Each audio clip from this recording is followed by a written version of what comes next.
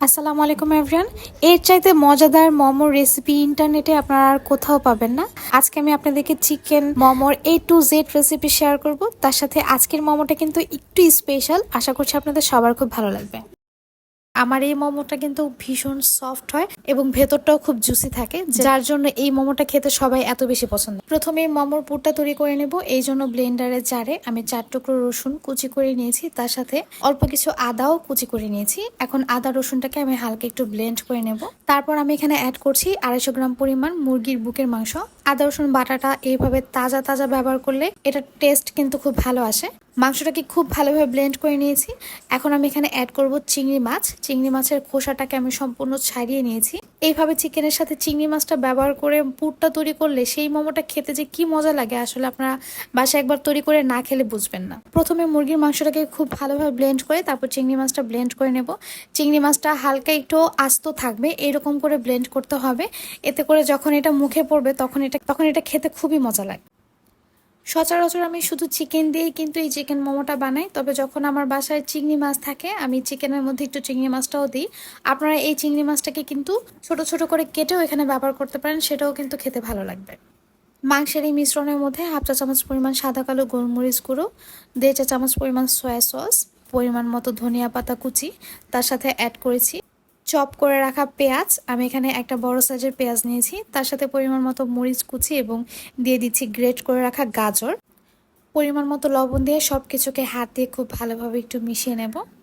হাত দিয়ে মেশানো হলে এ পর্যায়ে আমি এখানে অ্যাড করব একদম ফুটন্ত গরম তেল।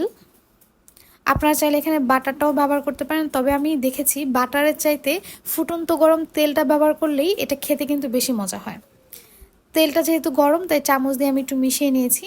তারপর হাত দিয়ে এখন এই তেলটাকে খুব ভালোভাবে মাংসের এই মিশ্রণের সাথে মিশিয়ে নিতে হবে। এখন এই মাংসের মিশ্রণটাকে আমি কমপক্ষে 20 মিনিটের মতো রেস্টে রেখে দেবো। এখন মোমোর শিটগুলো তৈরি করে নেব। এই জন্য একটি বোলের মধ্যে 3 কাপ পরিমাণ ময়দা নিয়ে নিচ্ছি।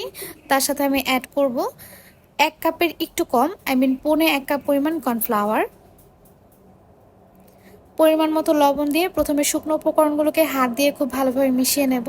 মেশানো হয়ে গেলে একদম ফুটন্ত গরম পানি দিয়ে এখন একটা ডো তৈরি করে নেব।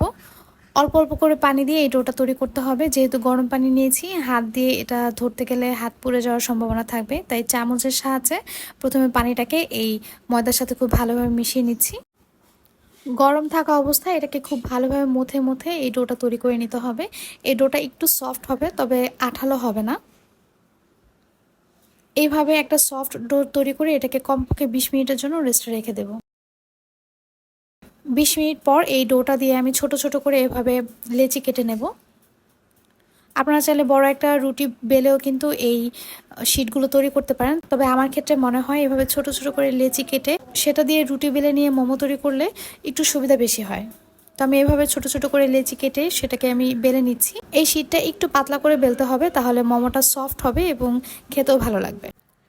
এইভাবে ছোট ছোট রুটি বেলে নিয়ে এখন আমি মোমোগুলোকে তৈরি করে নেব। এই জন্য চিকেনের পুরটাকে আমি এইভাবে রুটির মধ্যে দিয়ে এখন আপনারা যেভাবে ইচ্ছে সেভাবে মোমো তৈরি করতে পারেন। আমি আজকে দুইভাবে মোমোর শিটটাকে ভাঁজ করে দেখাচ্ছি।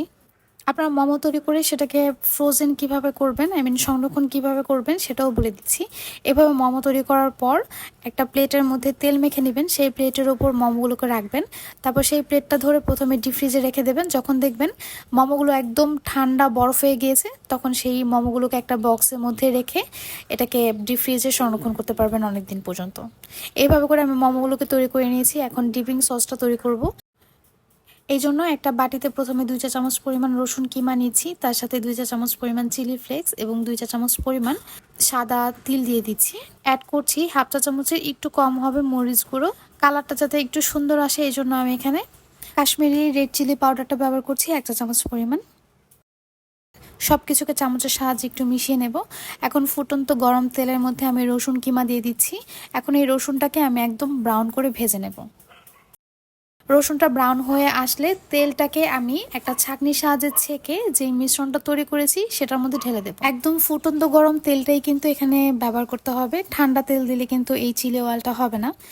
আর যে রসুনটা দেখছেন এই রসুনটাকে আমি পরবর্তীতে ব্যবহার করব। এইভাবে রসুন ভেজে দেখবেন, সেটা খেতে কিন্তু বেরেস্তার চাইতেও বেশি মজা হয়। তো এই যে আমার হয়ে গেল চিলি অয়েল, এখন এই চিলি অয়েল দিয়ে আমি ডিপিং সসটা তৈরি করে নেব। এই জন্য একটা বাটিতে প্রথমে 1 টেবিল চামচ পরিমাণ টমেটো সস, তার সাথে 1 চামচ পরিমাণ ভিনেগার, 1 চামচ পরিমাণ লেবুর রস, তার সাথে দিয়ে দিচ্ছি 1 টেবিল চামচ পরিমাণ সয়া সস। পানি দিয়ে দিচ্ছি পরিমাণ মতো।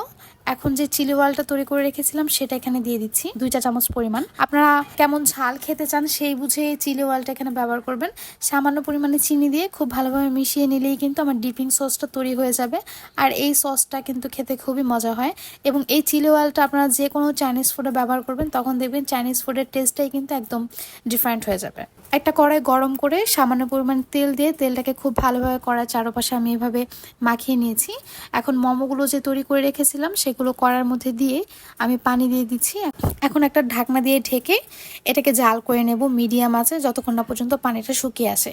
এইভাবে যদি আপনারা মোমোটা তৈরি করেন তাহলে মোমোর নিচটা কিন্তু একটু ক্রিস্পি হবে এবং ওপরটা অনেক সফট হবে, যেমনটা আপনারা স্টিম করলে হয় ঠিক তেমন। এইভাবে মোমোটা তৈরি করলে আমার খেতে সবচেয়ে বেশি মজা হয়, আর আমি বাসায় সবসময় এইভাবেই মোমোটাকে স্টিম করি। এই ক্ষেত্রে অবশ্যই একটা ননস্টিক প্যান ব্যবহার করবেন। আমার মোমোগুলো স্টিম হয়ে গিয়েছে, এখন এগুলোকে তুলে নেব। দেখতেই পারছেন মোমোটা দেখতে কতটা লোভনীয় মনে হচ্ছে, এটা খেতে কিন্তু ভীষণ মজা হয়েছে। আপনারা চাইলে এটাকে এইভাবে যে কোনো সস দিয়ে খেতে পারেন, অথবা ডিপিং যে সসটা আছে সেটাকে এটার ওপর দিয়ে আপনারা এটা সার্ভ করতে পারেন। ডিপিং সসটা উপরে দেওয়ার পর আমি যে রসুনটা ভেজে রেখেছিলাম সেটা দিয়ে দিচ্ছি, তার সাথে একটু ধনিয়া পাতা দিয়ে আমি গার্নিশ করে নিয়েছি। আর এই তো আমার স্পেশাল মোমোটা তৈরি হয়ে গেল। এটা খেতে কিন্তু ভীষণ মজা হয়েছে, আপনারা বাসায় অবশ্যই ট্রাই করবেন। খুবই সফট এবং জুসি এই মোমোটা বাসায় একবার তৈরি করে খেলে আপনারা আর কখনোই বাইরে থেকে মোমো কিনে খাইতে চাইবেন না, এটা আমি গ্যারান্টি দিয়ে বলতে পারি। এবং আমাকে জানাবেন আপনাদের কেমন লাগলো। আজ এই পর্যন্ত, আবারও চলে আসবো নতুন কোনো ভিডিও নিয়ে। ততদিন পর্যন্ত সবাই খুব ভালো থাকবেন। আল্লাহ হাফেজ।